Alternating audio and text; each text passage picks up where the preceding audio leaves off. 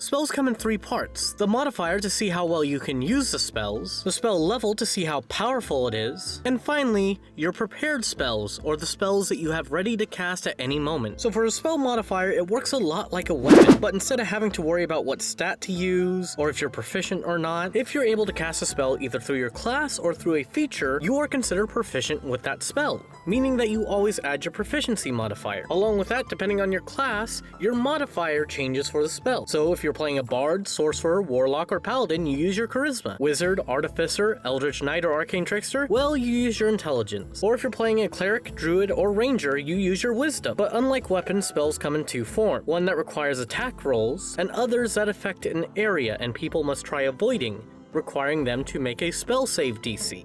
Luckily today we'll be covering on how to get both of those, and Guardian here will be helping me with that. Now for those at home, if you're playing a different class than a cleric, just switch out the stat with whatever stats associated with your spells. Now if you don't know how to get your modifiers for your stats, then simply enough go check out the iCard above where there's a video just on that.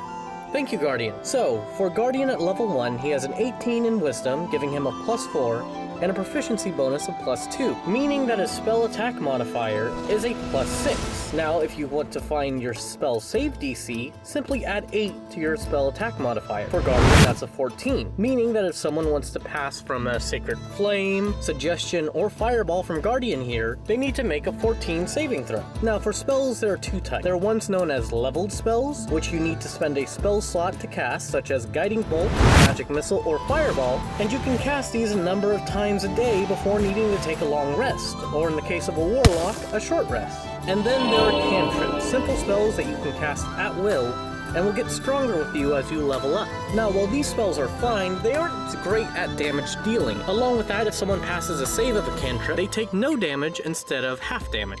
Now, prepared spells are spells that you have ready to cast at a moment's notice. Yes, you might have more than what you have prepared, but these are the ones you are ready to cast at any time. No matter the class, you can change out your prepared spells whenever you level up, but there are some outliers, such as the wizard, druid, cleric, and paladin, who can change out their spells during a long rest. But if you do so, remember, it's not your DM's responsibility to know what your spells do, so make sure you write down all the information needed.